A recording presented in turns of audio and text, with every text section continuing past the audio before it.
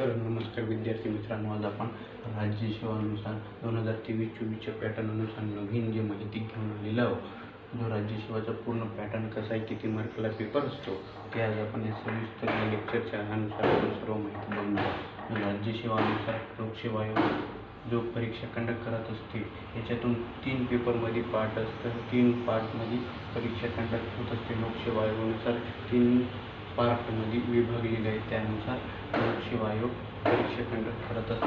ही prelims असते 400 मार्काची। पहिला GS1चा paper असतो 200 मार्काचा, 100 क्वेश्चन असते। याच्यातून सेकंड नंबरचा क्वेश्चन असतो 60 पण 80 मार्काला असतो। एक क्वेश्चन 2.5 मार्काला असतो।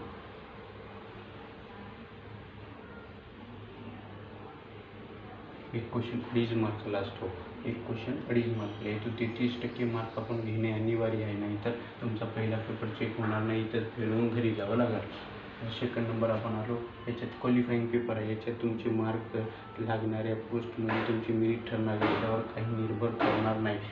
क्वालिफाईंग पेपर म्हणून ओळखले जाणार आहे। तुम्ही मेन्समध्ये येणार, इंटर करणार, त्याच्यासाठी तो पेपर आहे।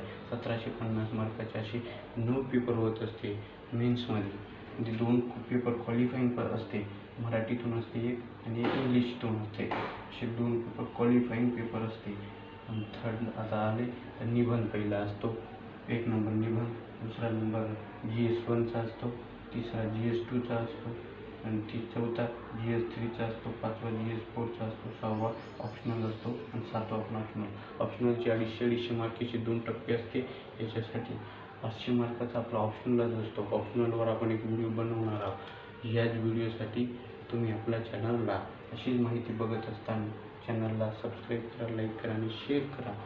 आणि इंटरव्ह्यू असतो थर्ड पार्टमध्ये आपला, जो 275 मार्काला आपला इंटरव्ह्यू असतो।